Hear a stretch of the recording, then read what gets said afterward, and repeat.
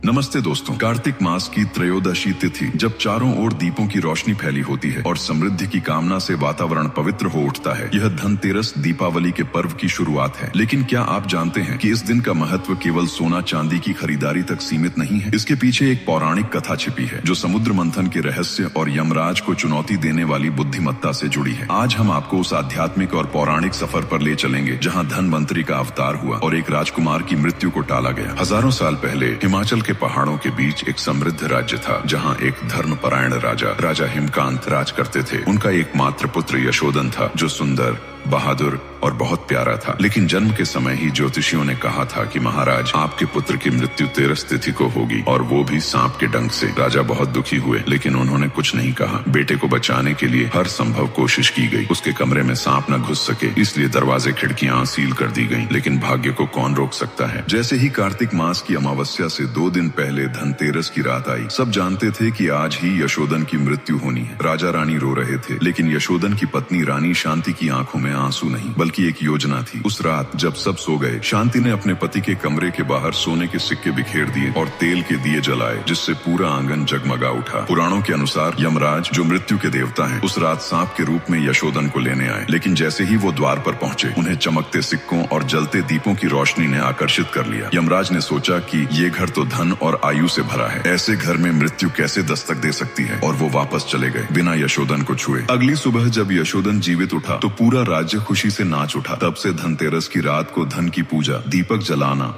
और नए बर्तन खरीदना एक पवित्र परंपरा बन गया, क्योंकि ये सिर्फ धन नहीं बल्कि मृत्यु से जीतने का प्रतीक है। लेकिन धनतेरस की सिर्फ यही एक कहानी नहीं है। दूसरी मान्यता के अनुसार समुद्र मंथन के दौरान जब देवता और असुर मिलकर क्षीर सागर को मथ रहे थे तो 14 रत्न निकले। उनमें से एक थे भगवान धनवंतरी, आयुर्वेद के देवता, जो अमृत कलश लिए हुए धनतेरस की तिथि को प्रकट हुए थे। इसी कारण आयुर्वेदिक चिकित्सक इस दिन धनवंतरी की पूजा करते हैं और लोग स्वास्थ्य और दीर्घायु के लिए धनवंतरी को याद करते हैं। तो धनतेरस सिर्फ धन का नहीं बल्कि स्वास्थ्य, आयु और ज्ञान का भी त्योहार है। अब सवाल ये उठता है, हम धनतेरस को सोना चांदी क्यों खरीदते हैं? पुराण कहते हैं कि माँ लक्ष्मी को चमकदार वस्तुएं बहुत पसंद है और जो घर धनतेरस को नया धन लाता है उस घर में लक्ष्मी जी का वास होता है। लेकिन ध्यान रखिए, ये सिर्फ सोना खरीदने की बात नहीं है। असली धन तो ज्ञान, स्वास्थ्य और समय है। इसलिए कुछ लोग किताबें, उपकरण या आयुर्वेदिक दवाइयाँ भी खरीदते हैं, क्योंकि असली धन वो है जो जीवन बचाए, न कि सिर्फ चमके। एक और रहस्य है, धनतेरस की रात को यम दीपदान भी कहा जाता है। लोग यमराज के लिए दिया जलाते हैं, आमतौर पर उत्तर दिशा की ओर, क्योंकि यमलोक उत्तर में माना जाता है। इस दीप से प्रार्थना होती है, हे यमराज, हमारे परिवार को अकाल मृत्यु से बचाइए। और यही वजह है कि धनतेरस को आयु वृद्धि का त्योहार माना जाता है। तो दोस्तों, धनतेरस सिर्फ एक शॉपिंग डे नहीं है, ये एक आध्यात्मिक यादगार है जो हमें याद दिलाता है कि धन से नहीं, बुद्धि से मृत्यु को हराया जाता है। रानी शांति ने सोना नहीं बल्कि विश्वास और बुद्धि से अपने पति की जान बचाई। इस धनतेरस सिर्फ सोना मत खरीदिए, अपने घर में रोशनी जलाइए, अपने बुजुर्गों का सम्मान कीजिए और अपने समय को सच्चा धन समझिए, क्योंकि असली धनवंतरी हमारे भीतर ही है, ज्ञान, दया और समय का सदुपयोग। अगर आपको ये कहानी पसंद आई तो माइंड टेल्स को सब्सक्राइब कीजिए और अपनी दोस्तों के साथ जरूर शेयर कीजिए।